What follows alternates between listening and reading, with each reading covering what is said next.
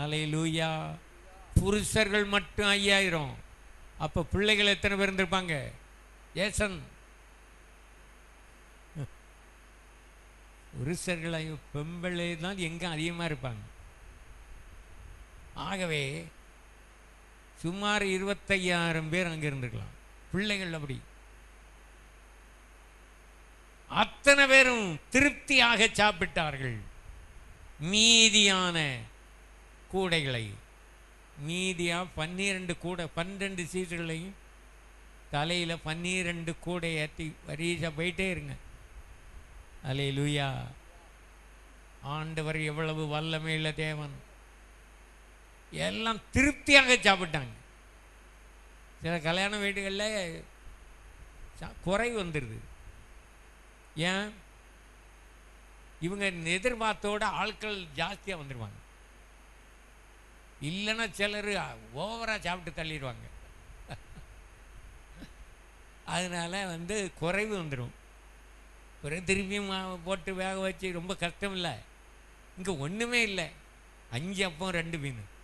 கர்த்தர் ஆசீர்வதிக்கும் போது உன்னுடைய வாழ்க்கையிலே குடும்பத்திலே குறைவுகளை எல்லாம் மாற்றுகிறார்.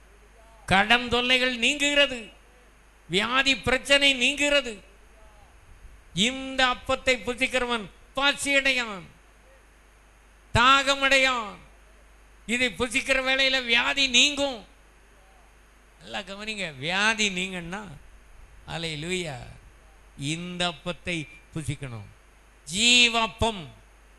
அல்லேலூயா. அந்த அப்பம் இருக்குதே, கம்மின்னு அப்பம் ரசம் இருக்குதே, ஜீவப்பம்.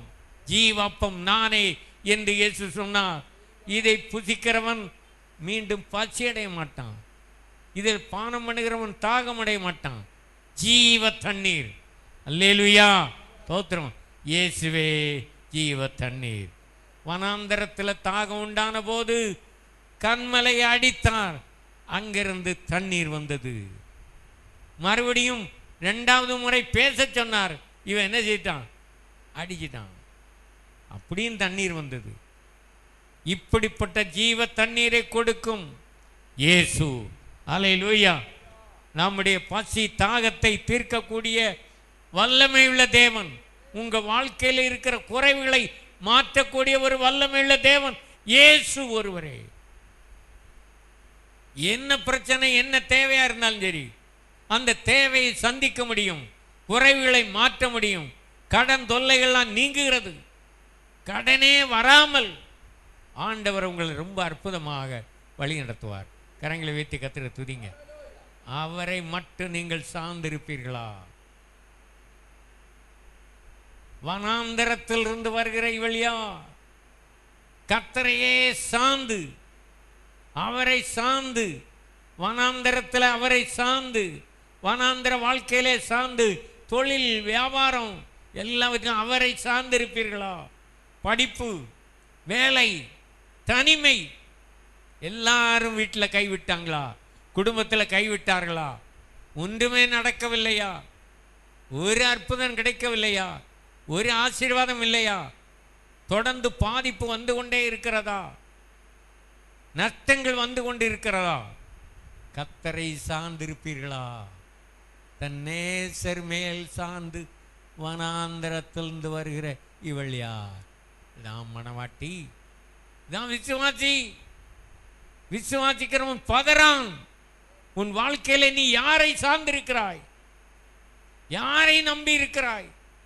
என்கிட்ட கேட்டா என் நண்பன் சொல்றது தான் நான் ரொம்ப கேட்பேன்.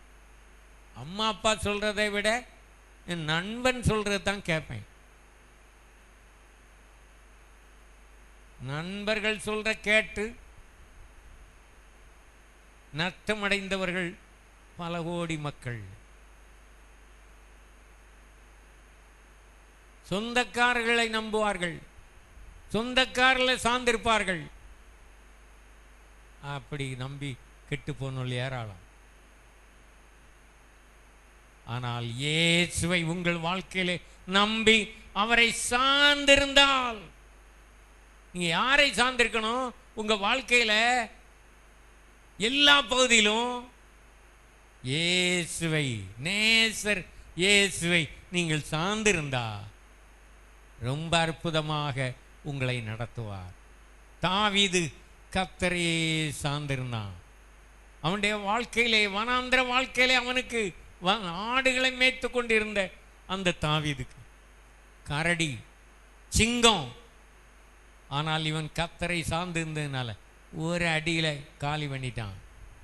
இவனுக்கு எதிராக கோலியாத்து வந்தபோது இஸ்ரவேல் ஜனங்கள் ராஜா வரைக்கும் பயந்து ஒளித்து கொண்டிருந்தாங்க. தாவீது கர்த்தர் பட்சத்தில் கர்த்தரை சார்ந்திருந்ததுனால ஒரு கவன்கல்ல வைத்து என்ன செய்தான்?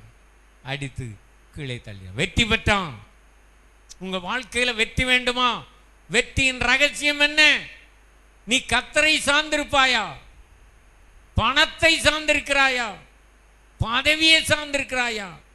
மனைவியை சார்ந்திருக்கிறாயா? கர்த்தரை நீ சார்ந்திருக்கிறாயா? ஓத்து பாரு, கர்த்தர் இந்த பற்காலத்தில் உன்னோடு பேசுகிறார்.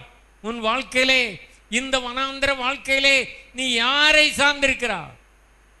சில நண்பர்கள், சொந்தக்காரர்கள் என்ன சொன்னாலும் கேட்பாங்க, நம்புவாங்க.